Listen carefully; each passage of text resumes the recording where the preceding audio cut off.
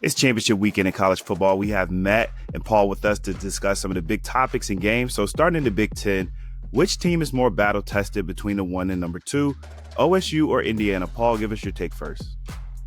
Yeah, I mean, there's no question it's Ohio State. I mean, they started the year against Texas. They ended it against Michigan. Indiana played, Division IV schools in non-conference play. So there's no question about that.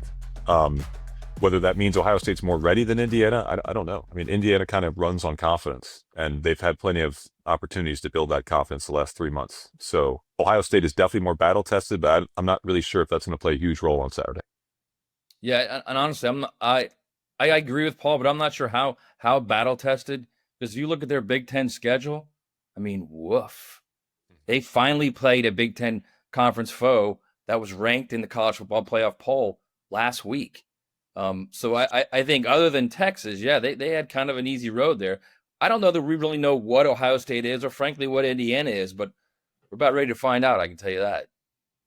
If you had to pick a winner from this game based off what you just seen this year, is it a close Ohio State victory or is it a close Indiana victory? Matt, what do you think? I think it's either going to be one way or the other. It's either going to be a close Indiana win or an Ohio State blowout. I just think Ohio State is playing really well right now. More to the point, I think Julian Sain is just really at another level right now. And that's not saying that Fernando Mendoza isn't. I just think Julian Sain is playing with a lot of confidence. Defensively, they're playing really well. But again, I go back to my other statement of what offense have they played that's going to be even remotely close to what Indiana can bring to them? Yeah, that's a good point. I mean, they haven't given up more than 17 points in a game all season. The last team to do that in the regular season was Florida. I think it was in 75. So it's been a while. And this defense is definitely elite, and that's not the question. But yeah, they haven't played in Indiana. They haven't even played anyone close to Indiana offensively. So I'll give Indiana credit. They played at Oregon, and they won that game. And that's an elite win against an elite competition. So just because Ohio State's defense is dominant and has looked dominant, I don't know. I mean, I would pick Ohio State to win this one, but I don't think it's going to be going away, and I don't think Indiana's going to go down easy at all. Looking at the SEC, Kalen DeBoer is undefeated against Georgia at his time at Alabama. Is that the key for Alabama locking up the SEC title and getting a playoff berth? Yeah, I mean, I look at this and I don't see Alabama in the last month. I don't know what everybody sees in Alabama. Offensively, it's a struggle for them. Defensively, it's just not the same team that it had been in the past. And obviously, it's not going to be when you lose a guy like Nick Saban. Honestly, I look at this Alabama team, and I see Kalen DeBoer's Washington teams. They're very similar.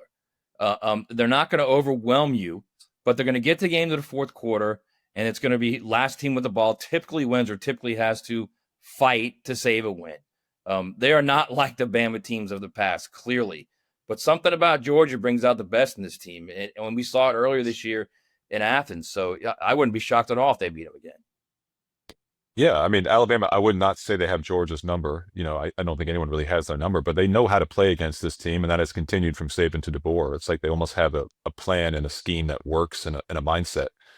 I think the big question going into this game is whether Alabama can lose and still get in the playoff. The answer to that is yes, but is there a loss out there that eliminates Alabama? I mean, that might be yes, too. If they lose 49-14, as ridiculous as that might sound, I think the playoff committee is going to have a difficult decision to make between them at 10-3 and then Miami at 10-2. So that's really what I'm looking for. I don't think Alabama is going to win this rematch, but I do think that they have a playing style, as ugly as it is, that is conducive to making this a 4-quarter game, and that's really the key to that for them, is to make sure they hang in this game all the way till the end. It is ugly. It is Yep. not good. Looking at the ACC, if Duke pulls off the upset versus UVA, how much of an impact would that be on the playoff seedings come Sunday? It would be an absolute disaster for the ACC, and more than that, it would be a complete disaster for the playoff. It would be the biggest nightmare that they've ever encountered, I think, to have two group of 5 teams and have a group of 5 team get in over a Power 4 team, which is a possibility. If if James Madison destroys Troy, which they're apt to do, and they're 12-1, and then you have Duke at 8-5. I don't know. Good luck with the committee to kind of pitch that one, why Duke should be in ahead of JMU. So that's a nightmare scenario for everybody involved, except for the Dukes. Obviously, they're hoping for the chaos. Yeah, I mean, it's also, when you think about it, the American Conference champion, let's say it's Tulane. Tulane beat Duke. So again, we're talking head to head. Now, we don't know exactly how this committee feels with head to head, because clearly we've watched Miami Notre Dame now for the last 4 bowls. But that's going to be an issue too.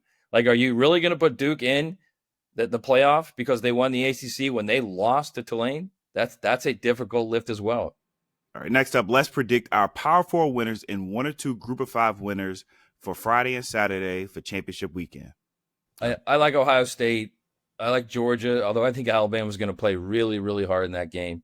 I think Texas Tech, I like going away. Texas Tech is a dangerous team that no one is talking about.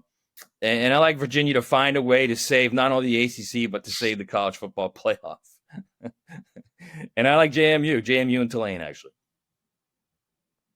Yeah, I'm going to go with Georgia and the SEC. I think Ohio State guts it out in the Big Ten. Yeah, like Matt said, I don't think Texas Tech is going to be stopped. I think BYU's got some off-field drama they've got to deal with that might be distracting them. And then in the ACC, Virginia 7-6 or 3-2, something ugly, befitting that ugly situation. And then in the American, I like Tulane. I think Tulane's a really good team, but this game between Tulane and North Texas is a total toss-up. Not just because they're two good teams, but you got two coaches who are departing for the SEC and Oklahoma State. You have no idea how the team's going to react to that. But I'll take Tulane because they've been the stronger team all season. Last question before we get out of here. Has the change and expansion of the college football playoffs devalued championship weekend, or is it still as important as it once was? Well, I mean, you could certainly argue that, and I think in some conferences it is. I think in the SEC, that game has been their identity for so long. There are still, those teams still want to win that conference championship game. Would it be the end of the earth if they got rid of it? I don't think so. And I don't think it would be that way with the Big Ten either. Eventually, we're probably headed down that road because you can't keep moving the calendar back. The calendar's already full, and there's got to be a spot somewhere where this thing kind of eases a bit. Yeah, it feels less important just by a hair because you have the idea that Ohio State didn't play in it last year, then won 4 in a row with a national title.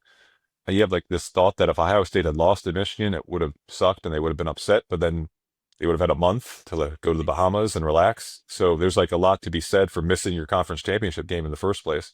Like Alabama's probably better off not playing on Saturday rather than playing in that game for their playoff hopes. So yeah, it's taken it away a little bit, but like Matt said, this is SEC championship game and to a lesser extent Big Ten. That's baked into college football at this point, certainly in the SEC. And to take that away is don't say college football won't do anything in its path to mess things up, but that would be a real big loss for the sport to lose an SEC championship game in particular.